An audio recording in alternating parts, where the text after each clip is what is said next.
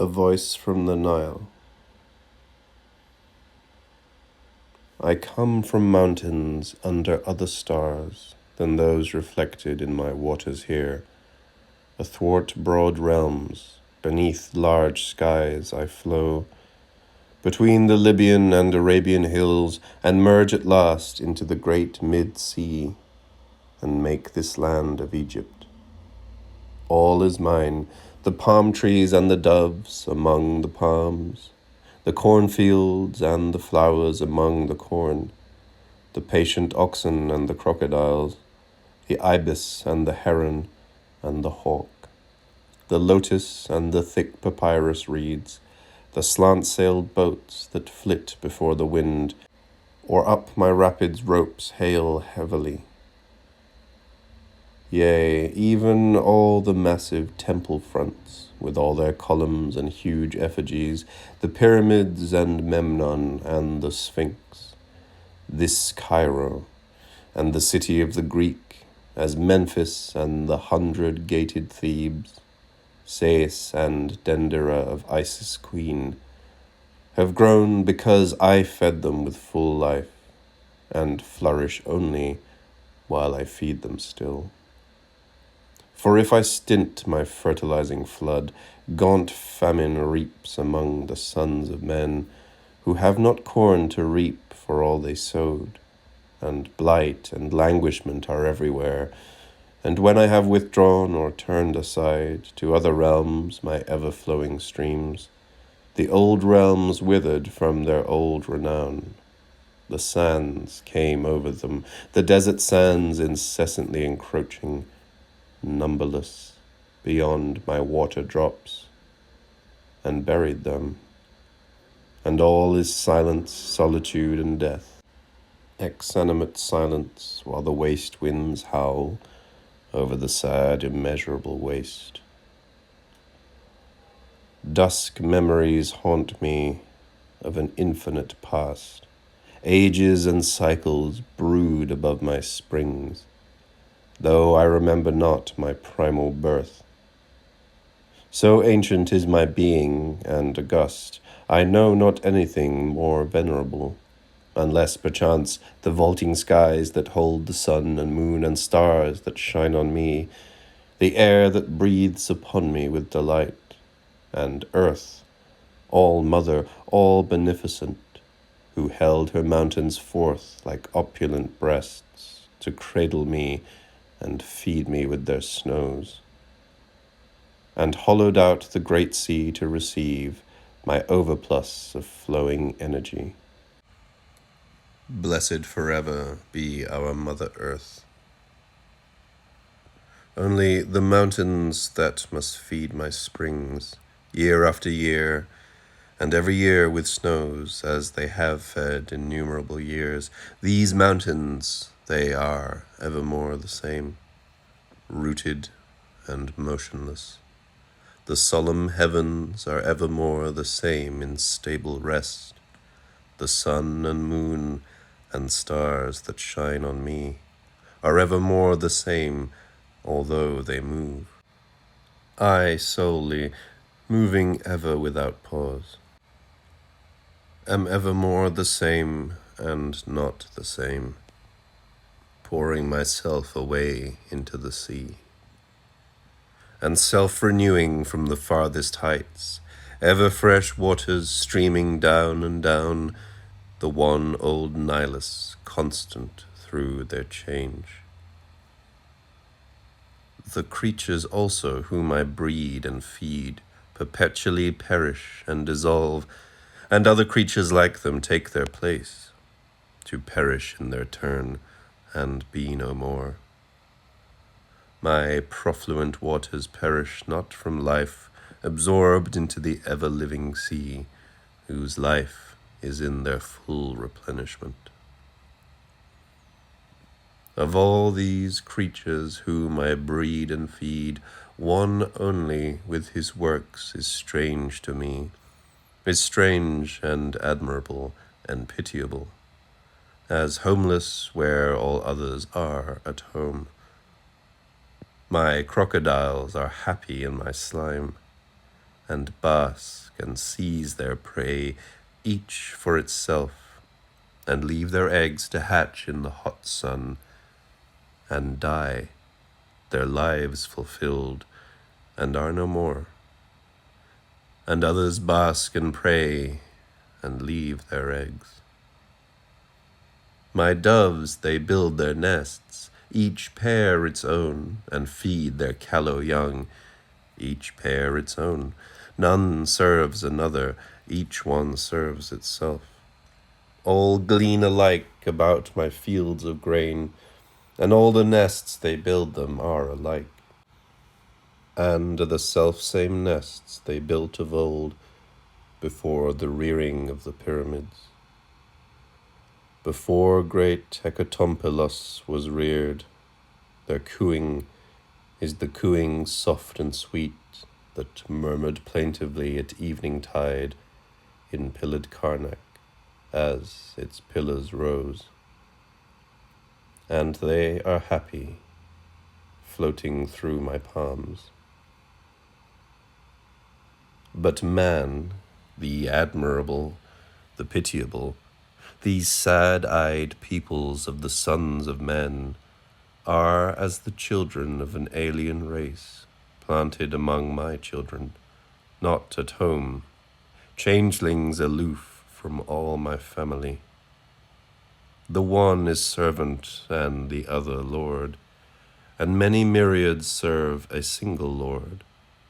So was it when the pyramids were reared, and sphinxes and huge columns and wrought stones were hailed long lengthening leagues adown my banks, by hundreds groaning with the stress of toil, and groaning under the taskmaster's scourge, with many falling fordone by the way, half-starved on lentils, onions, and scant bread.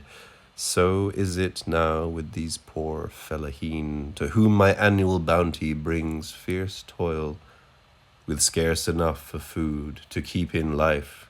They build mud huts and spacious palaces, and in the huts the moiling millions dwell, and in the palaces their sumptuous lords, pampered with all the choicest things I yield. Most admirable, most pitiable man. Also their peoples ever are at war, slaying and slain, burning and ravaging, and one yields to another, and they pass, while I flow evermore the same great Nile, the ever young and ever ancient Nile.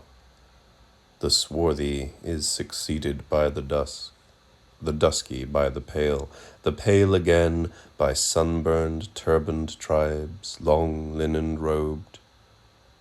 And with these changes all things change and pass, all things but me and this old land of mine. Their dwellings, habitudes and garbs and tongues, I hear strange voices. Nevermore the voice austere priests chanted to the boat of death, gliding across the Acherusian lake, or satraps parleyed in the Pharaoh's halls. Never the voice of mad Cambyses' hosts, never the voice of Alexander's Greece, never the voice of Caesar's haughty Rome. And with the people and the languages, with the great empires, still the great creeds change. They shift, they change, they vanish like thin dreams, as unsubstantial as the mists that rise after my overflow from out my fields. In silver fleeces, golden volumes, rise and melt away before the mounting sun, while I flow onwards solely permanent, amidst their swiftly passing pageantry. Poor men, most admirable, most pitiable, with all their changes, all their great creeds change.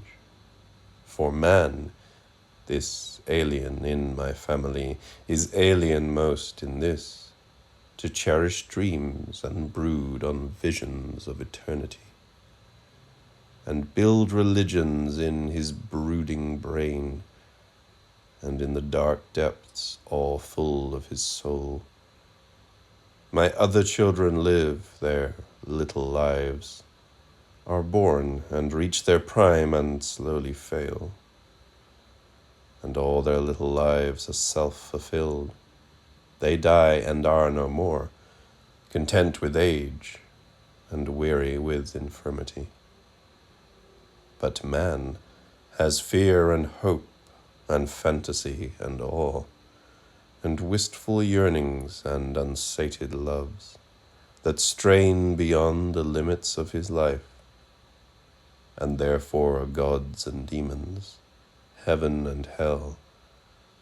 This man, the admirable, the pitiable. Lo, I look backward some few thousand years, and see men hewing temples in my rocks, with seated forms gigantic fronting them, and solemn labyrinthine catacombs, with tombs all pictured with fair scenes of life, and scenes and symbols of mysterious death, and planting avenues of sphinxes forth, sphinxes couched calm, whose passionless regard sets timeless riddles to bewildered time. Forth from my sacred banks to other fanes, islanded in the boundless sea of air, upon whose walls and colonnades are carved tremendous hieroglyphs of secret things. I see embalming of the bodies dead, and judging of the disembodied souls. I see the sacred animals alive, and statues of the various-headed gods. Among them throned a woman and a babe, the goddess crescent-horned, the babe divine. Then I flow forward some few thousand years, and see new temples shining with all grace, whose sculptured gods are beautiful human forms. Then I flow forward not 1,000 years, and see again a woman and a babe, the woman haloed, and the babe divine. And everywhere that symbol of the cross I knew aforetime in the ancient days, the emblem then of life, but now of death. Then I flow forward some few hundred years, and see again the crescent, now supreme on lofty cupolas and minarets, whence voices sweet and solemn call to prayer. So the men change along my changeless stream, and change their fates. But I yield all alike, sweet water for their drinking, sweet as wine, and pure sweet water for their lustral rites.